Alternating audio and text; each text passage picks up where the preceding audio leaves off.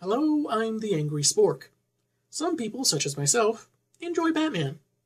Other people enjoy punching Nazis. I haven't had the opportunity, so I can't say from experience. However, one would think that would mean everyone would enjoy Batman punching Nazis, right? We'll find out as I'm taking issue with the two-part 1991 story, The Golem of Gotham, written by Peter Milligan with art by Jim Aparo, Mike DiCarlo, and Adrian Roy. We're starting off with Detective Comics 631, so let's see if this story makes us want to turn the page or turn our heads. But either way, Bat's gonna punch some Nazis! Bat's gonna punch some Nazis!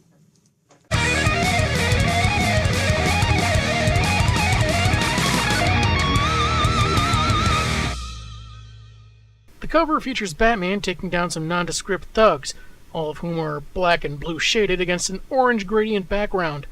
It looks cool, doesn't give anything away about what the story's about, and it possesses a kind of subtle dignity that some comics covers today just don't have. Though this cover is a little less detailed than some today, so maybe that's part of the charm.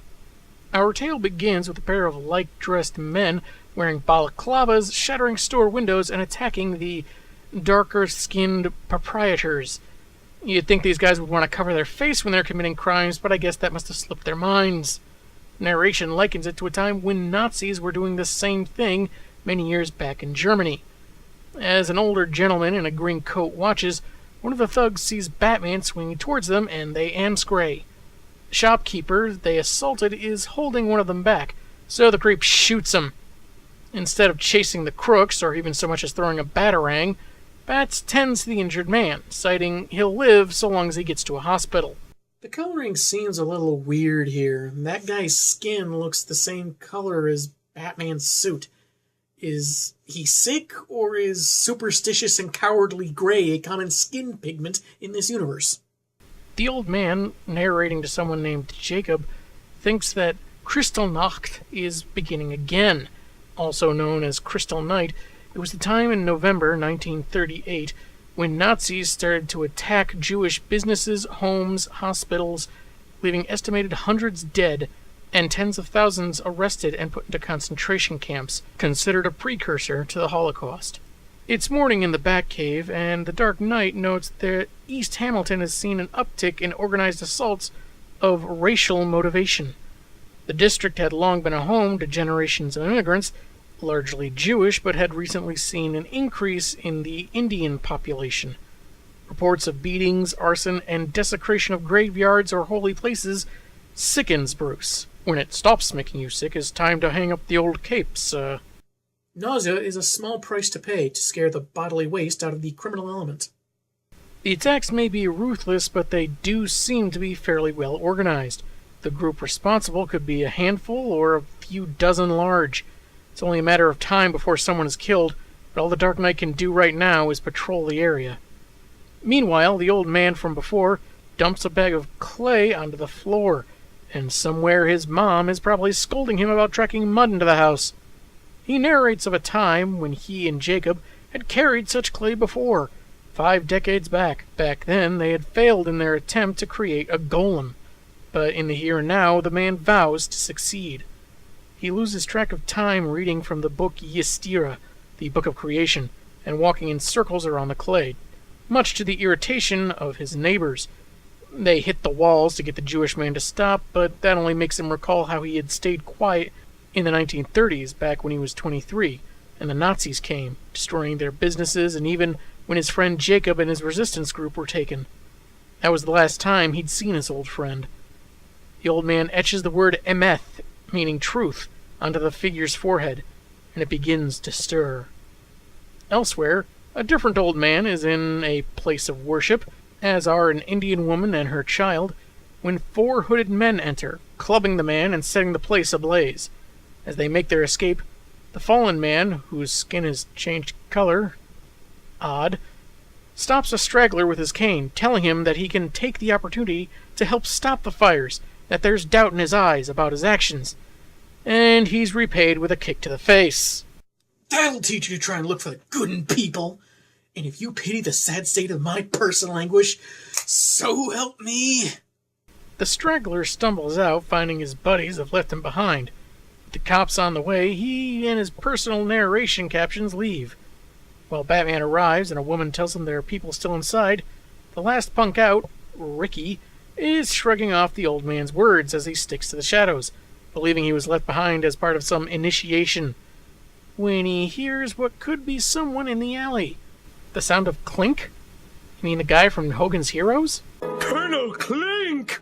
Did you ever get my letters? Bats has reached the old man, but can't get to the mother and child as the roof starts collapsing.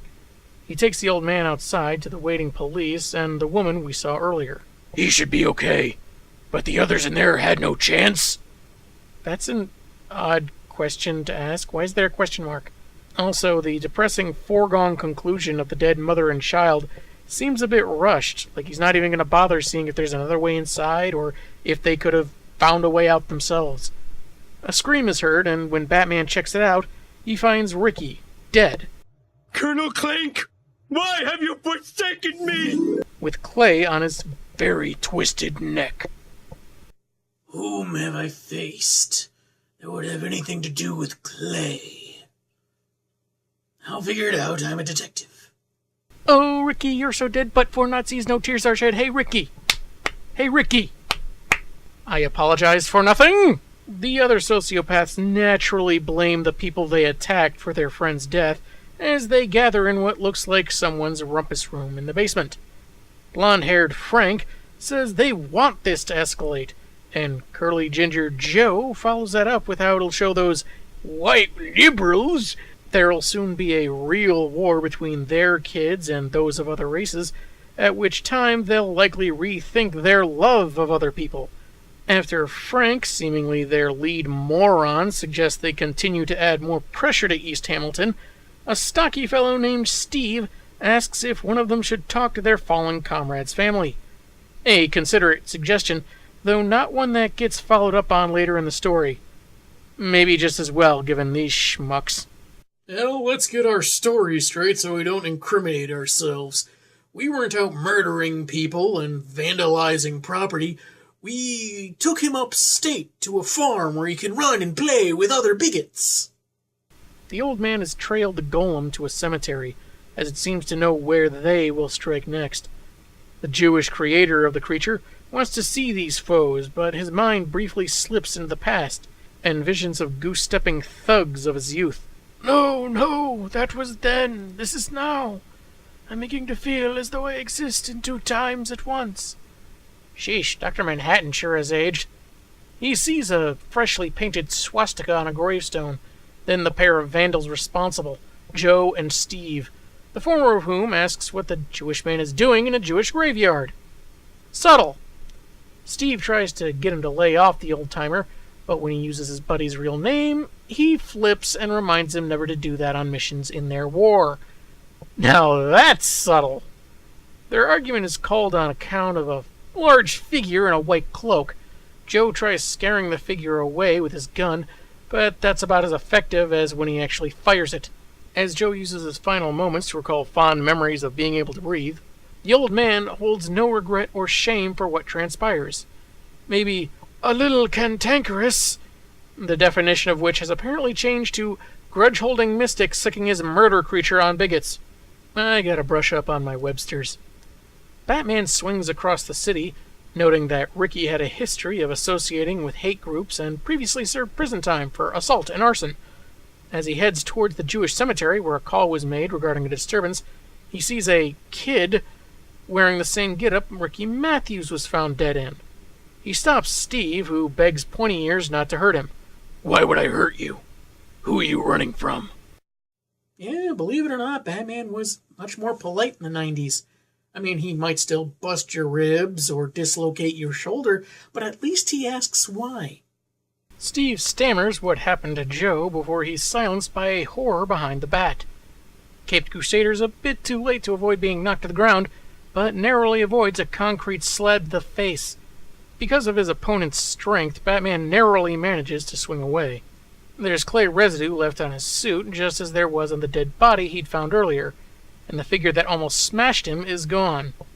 Remembering the kid had mentioned someone's face torn off, he heads to the cemetery, where a cop is already on the scene and the body draped in cloth. Looks like we got one hell of a vigilante on our hands, Batman. Not that you aren't vigilante enough. I mean, no one operates outside the law to subdue criminals like you. I mean, the whole cape and the gadgets are just...